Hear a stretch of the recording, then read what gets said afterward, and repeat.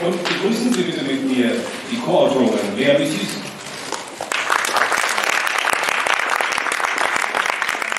In der Rolle des Bilal. Herzlich willkommen, Stefan Bach.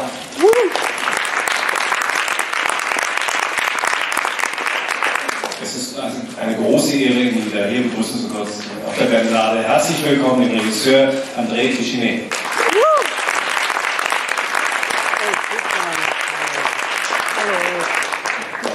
Keine Frage, auch sie ist wieder ein Traum, sie hier zu haben. In der Runde Muriel, herzlich willkommen, Katharine Lübe.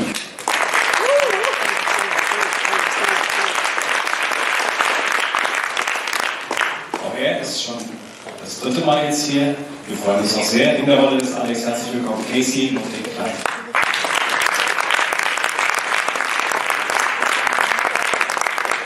Und zu letzt der Produzent, herzlich willkommen, Oliver Hilbers.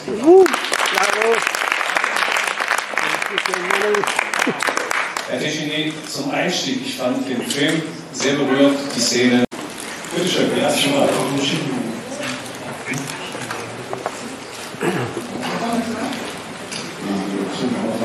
Funktioniert es jetzt? Hören Sie mich? Hören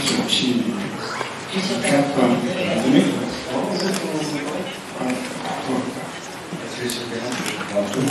Is late.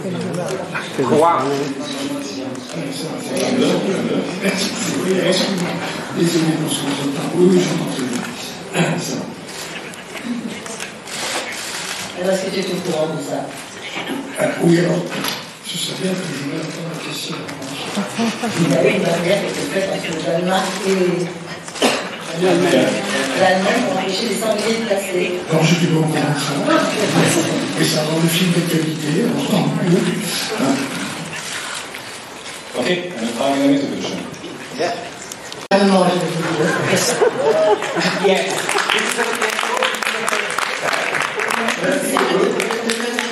Le personnage du film, en effet, est une femme sans doute intelligente, mais surtout très cohérente. Une femme qui ne juge pas et qui essaie de comprendre. Donc voilà le message. De questions à l'intérieur de ce que vous me demandez là.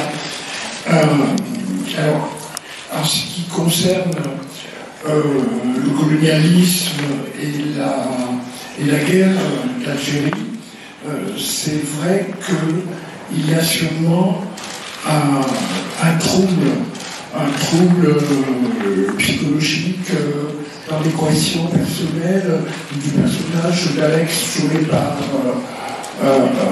Casey. Parce qu'il lui reste que sa grand-mère, parce que sur les parents, il y a une sorte de lacune. Hein. La mère est morte, le père vit en Guadeloupe.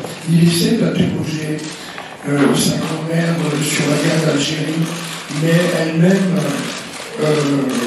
est partie, enfant, dit-elle. Elle dit qu'elle n'a pas de souvenirs, qu'en même temps elle comprend l'arabe. Enfin, c'est sûr que tous ces éléments-là ont dû beaucoup compter et travailler psychiquement le personnage joué par Alex. Quand Alex décide donc alors qu'il a des racines, on le voit dans le film, il a des racines avec sa grand-mère, avec l'univers rural dans lequel il vit, avec le centre-est, lorsqu'il décide de s'enraciner ailleurs dans un pays qu'il ne connaît pas, en l'occurrence la Syrie, c'est un peu comme s'il avait réussi à s'enraciner dans le ciel, en quelque sorte. Et je ne suis pas sûr que ce soit la même démarche que s'il faisait partie d'une secte, puisqu'au début, vous disiez qu'il s'agissait d'une secte, non, je crois que c'est beaucoup plus grave et beaucoup plus dangereux qu'une secte dans la mesure où ça comporte à la fois, si vous voulez, un effet réaliste, historique, et aussi un appel religieux mythique. Donc pour moi, c'est plus puissant, plus ample et plus nocif qu'une section. Mr. Neff? Yes, hello, this is Yannis. Enfin, je me suis converti pour entraîner, m'a fait me convertir à l'islam.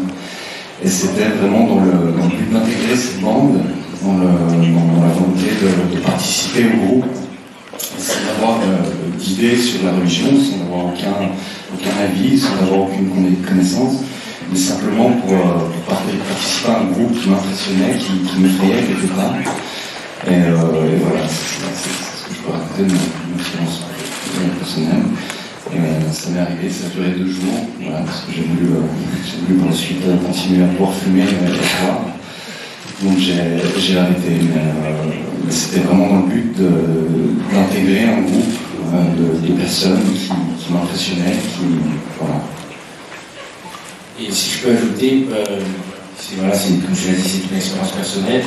Moi, je ne pense pas, de mon avis, je ne pense pas que les jeunes, on peut le voir d'ailleurs dans le film, ils ont des vraies convictions, notamment le personnage de Bilal, pour Mila, et Alexis surtout, voilà, au milieu de tout ça. Mais je pense qu'il y a aussi, voilà, chez les jeunes aujourd'hui, une manière de se documenter sur Internet qui fait qu'on n'est pas dans un jeu, qu'on est vraiment dans des gens qui partent dans une vraie recherche, qui sont dans une quête d'une vraie connaissance, on va dire, spirituelle et psychologique.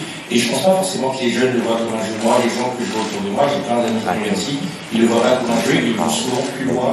On va dire des gens qui ont été bercés dans la religion, qu'elle soit catholique, chrétienne, musulmane, depuis l'enfance. Ils vont dans une sorte de vraie recherche spirituelle. Et il y a pas, je ne vois pas une sorte de cynisme ou de jeu chez les jeunes. Je pense qu'il y a des vraies motivations et c'est vraiment bien.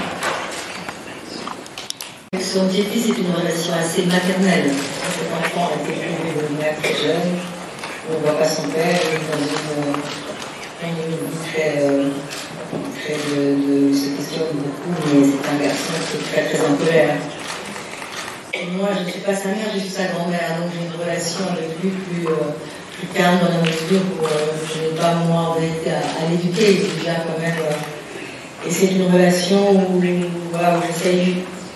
À partir du moment où je suis mise devant ce fait terrible, quand je découvre que j'ai radicalisé, d'essayer de comprendre et de ne pas juger. Voilà, c'est ça.